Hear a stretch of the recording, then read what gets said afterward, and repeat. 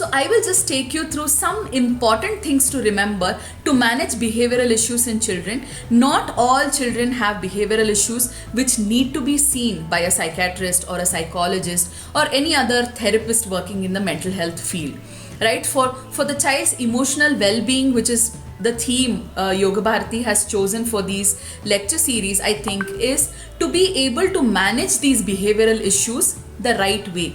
So how can we help our children to manage their own emotional well-being while also managing our own emotional well-being, so that we don't really feel like we are overwhelmed by the parenting job, right? So this is just something which I usually find on social media, right? Expectation versus reality.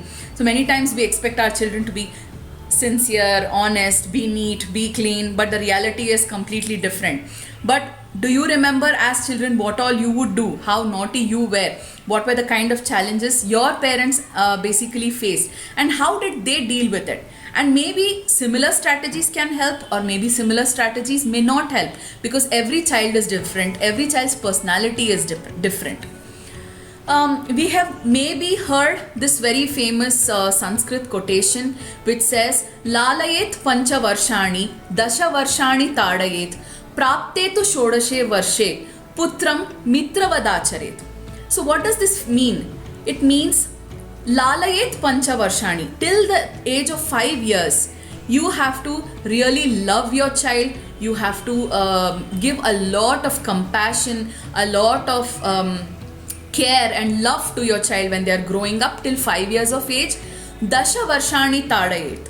After that, for the next 10 years, you have to make sure that you scold your child. Tadayet means you are basically scolding. So scolding not in its literal sense, but tadayet means that you're limit setting for your child. You're making sure that your child understands the rules and regulations of the family, understands your expectations, understands the child's own capabilities. And prapte tu shodashe varshe, by the time your child reaches 16 years of age, you have to treat your child like your own friend, like how you would treat your own friend. Putram mitravad acharet, like your mitra, like your own best friend. You have to make sure that by the time your child reaches 16 years of age, your child becomes your best friend. It's not like you treat your child like your best friend and the child does not reciprocate. The adolescent does not reciprocate. It is making your child your best friend. And it's a dynamic process which can't just suddenly happen at 14, 15 or 16 years of age, but something which must happen throughout the period of childhood and adolescence when the child is developing. One of the most important key things which as parents we must understand, and this is something which I always find challenging with any family I see, whenever there's a behavioral issue, a crisis situation in the family, that is when these issues truly come out. You have to understand how much your child can understand. So this is a very common example I give in many of my talks. So there was a workshop which I was conducting for 10th, 11th and 12th grade children, and it was basically to talk about time management, positive personality development and motivation. How do you score good marks in your exam? What are the kind of things and so on. So during one of these sessions, I asked the audience, like, what do you think? Why are you in this in this class? Why are you attending this workshop? Why did your parents send to this workshop, and what do you think are your parents' expectations?